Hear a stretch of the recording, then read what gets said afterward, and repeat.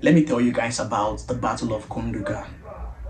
Watch this video till the end because you will understand why a lot of things change and why rehabilitation later enter. Where would they hear say they rehabilitate terrorists, they rehabilitate Boko Haram, they rehabilitate bandits? Because before now, there was nothing like that. It was full-blown war.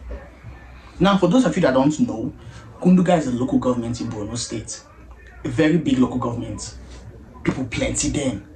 And around 2014, Boko Haram decided that okay, they want to capture different local government to prove dominance, to show say yes, they are bigger than the Nigerian government. But army no allow them. See, forget about what's happening now. Yes, soldiers buy that 214, 215, 216, but soldiers fight like mad dog. It was guerrilla warfare. No rules of engagement. It's either you buy me or I buy you. Now, I've heard about the Battle of Konduga from other soldiers who fight that first time Boko Haram came to capture Konduga. But I had it first as a barrack boy from one of our soldiers in that barrack, Oga Salau. Whenever he was in Konduga, when the attack happened, but the next 2 days he blew away after the attack. That period, whenever attack happened, the next you don't see Oga Salau for Anambra State. So he told us about the attack firsthand. At first, I thought he exaggerated a lot of things because I saw in the talk. But when I enter army, can't hear from other soldiers who fight that Konduga fight, I realized that Oga Salau was actually right. But he fucked up, and I'll explain everything. So just bear with me. Now in 2014, right, Boko Haram felt like they need to capture Konduga because it's a very big local government. People plenty, their business they go on. Things were going on well. They want capture and to show dominance. Say yes, then they active. So they even tell the soldiers of Konduga that we are coming to attack you on the 13th of September 2014. Already, soldiers too, they collect intel about the Boko Haram ready come. They realized Boko Haram were coming. There were about 200 of them, or more than, let's just say more than 200. The soldiers for Konduga then was also around that 200. But on the 10th, according to Oga Salau, on the 10th of September, they brought in more soldiers for night. They later became about 400 plus soldiers for Konduga for that local government. Now on the 12th, either 12 or 13,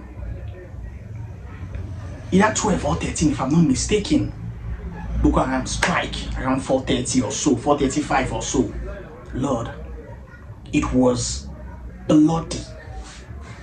It was bloody. Forget about what they happen currently when you hear say number of soldiers spy. Then soldiers they spy. Now Goodluck Jonathan be president at that time. Soldiers they spy, but before 20 soldiers go by, like 100 Boko Haram don't buy. And back then, Boko Haram never really be the Boko Haram they later became. Then they come like fly. It's easy to unalive them once you put your rifle for rapid. No strategy, no tactics, nothing. They come like zombie. I experienced that one too. So they unalive. They fought, I think Oga Salau said they fought for 4 hours, 3 to 4 hours if I'm not mistaken, or even more. They unalive more than 100 Boko Haram in one day in Konduga. The first time Boko Haram attempted to take control of Konduga local government. So just wipe within Ogun, flock them. Even the gun truck Boko Haram came with, everything soldier collected. Now if you check news, you go hear that period they say about 4 soldiers died, but it was actually 11 soldiers that died. And technically, it's not like it was a good thing, but it was, it was not bad. Now war, there will always be casualty from both ends, but Boko Haram collects waiting no good. See, let me tell you something. Before human rights enter, I saw somebody, when I talked about human rights and NGO, compromising the whole thing, somebody said it's not NGO fault or human rights fault. See, when they allowed NGO enter inside that battlefield, like enter Maiduguri, they started saying things human rights started seeing things that are new to them. And they felt like soldiers were doing too much. And the reason why soldiers remove hand, they were filing petition. They petition chief of army staff for war crimes because of what soldiers did do Boko Haram. I said, if not because of all that, Boko Haram for not reach this level. There were plenty, no doubt. But were they being unalive? Badly. Soldiers were unaliving them in different ways. Then human rights started petitioning the chief of army staff. The one whose petition finished Yejirika. The one whose petition finished Boratai. Commanders started receiving orders from army headquarters to chill because the fire did too much from international communities. The firing for chief of army staff ass was too much. But you see Konduga, assuming like there's a lot of places in Maiduguri. See, most Nigerians don't really understand. A lot happened in Borno State. Borno State can never get it together in the next 20 to 30 years, even if Boko Haram stop. A lot has been destroyed. Want to talk about the Battle of Bama? It was brutal. No, but now step by step. Let's finish with Konduga. They strike Konduga, but it was unsuccessful. Imagine the gods. You tell people, say, we are coming to... They do that before. Boko Haram go tell us, say, we are coming. They were not scared of buying. Now, these ones now, currently, they are scared of buying now. Those ones were not scared of buying. Some of them, they come fight without a rifle. They wait me their colleague buy, may they carry the colleague rifle. I know see Nigerian soldiers, they mess up. Some Nigerian soldiers, they mess up. They make citizens, they feel like soldiers are also the enemies. But bro, I'm not trying to be biased. I've seen soldiers in action. I've seen soldiers willing to lay down their life so that people like animals like Boko Haram will not exist. I promise you on my life. I've seen soldiers that will fight and cry out of anger that this is happening in our country. A lot of things happen. A lot of things happen. Now, Oga Salau, you know where his problem was? He became greedy. A lot of things make this whole insecurity thing got to this point. Some soldiers became greedy. If I'm being honest, some soldiers became greedy. Let's forget about the NGO part, the human right part. Some soldiers became greedy. Those ones where they sell information, start selling information out.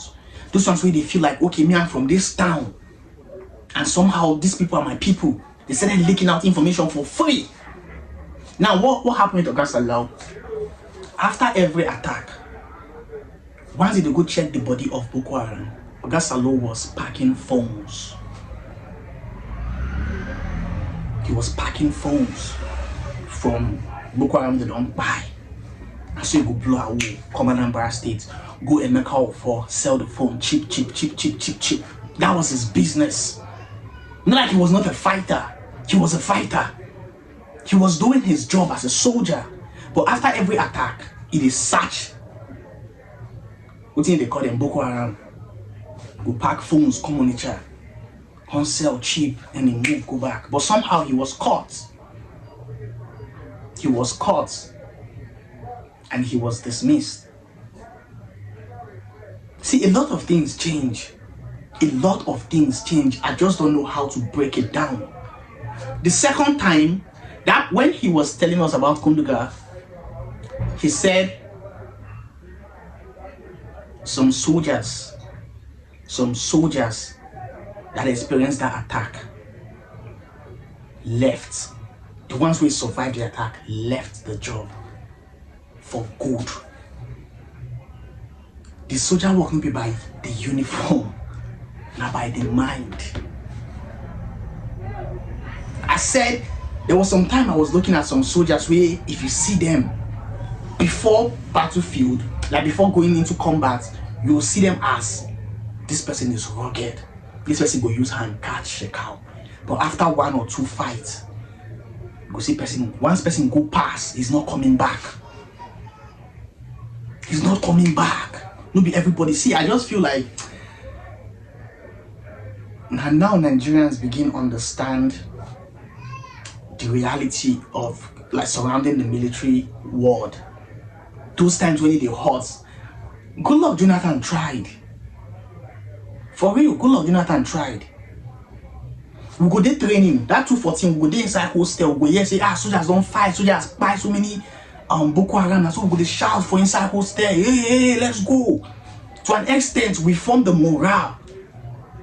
That 214, the morale was formed in depots. Who go go, Sampisa, oh, Sampi, oh, Sampisa, oh, Sampisa, we go, Mama Sampisa. It was, the morale was high. What would they hear now? Victory, victory, victory. Nobody say they need to buy soldiers, so, but the victories were much. You see, 2012 NA, those soldiers we joined 2012, 67 and 68 intake. Lord, those guys are warriors. Those guys are warriors. Now then they use start Boko Haram. Those guys fought, and a lot of them died. 67 intake and 68 intake. Ask any soldier where you know. When they carry 12 NA, go bush. Those soldiers who joined in 2012. They fought. Even this Konduga they talk about, majority of them were there. Majority of them were there. Before 13 NA, before we, 214. As they doing training, right? Then who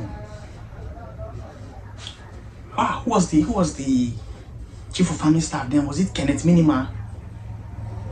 Yeah, Kenneth Minima. After Kenneth Minima was here, Jelika. Kenneth Minima came to depot doing our exercise Kungama, right? He was like, gentlemen, from here you are going there. Are you ready? Now so everywhere, see the echo. But you are willing to go. I don't know if you understand what I'm trying to say. Because it was obvious that the military cared about its personnel in terms of, gentlemen, you can unalive these people the way you want. These people are bad people. We got you. But later on, along the line, you can't do this. You can't do that. You can't fight this way. You can't do this. In fact, it got to a point before the rule was you can't go and look for Boko Haram. Stay in your location until they look for you. It was one general, Ezogu. I don't know if he pronounced the name, but I don't know how they pronounce and where. Now he started saying, let's go and look for them. You can't just sit down and wait. Let's go and look for them. To hell with that order. That was when Ricky Patrol starts. You get?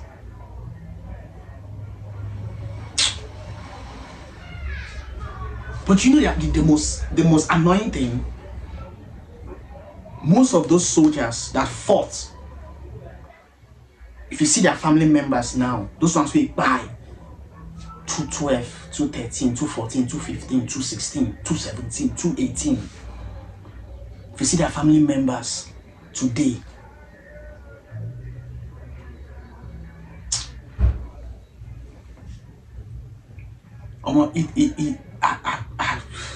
I just don't know. I really want to continue this widow project so that most Nigerians will understand what I'm trying to say. Soldiers' family don't deserve a lot of things. Your husband, your father, go buy for the country.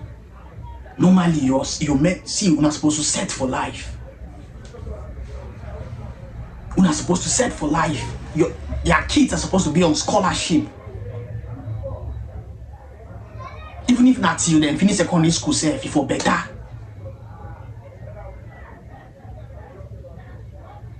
benefits are supposed to be made easy to access, not frustrating.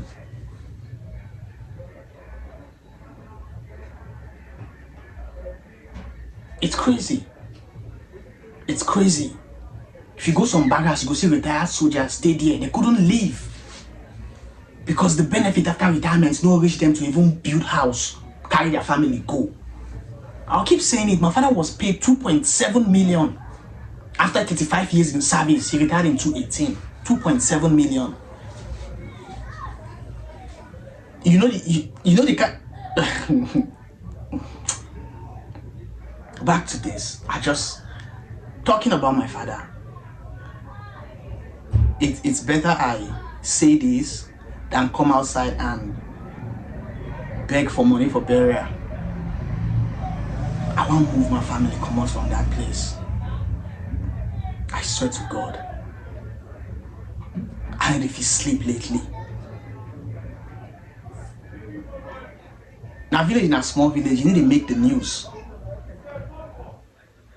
People are leaving. One of my cousins saw a place in our state's capital, Makodi, 2-bedroom, 450K. Like, it's just an emergency. The thing choked me. It's like I just need to move my family out there. My parents and my siblings, like it's no longer safe.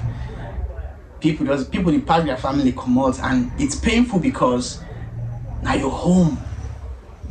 You're being chased by Fulani headsmen from your home because you can't fight back, and the government can. I don't want to talk about the governor of Benue State.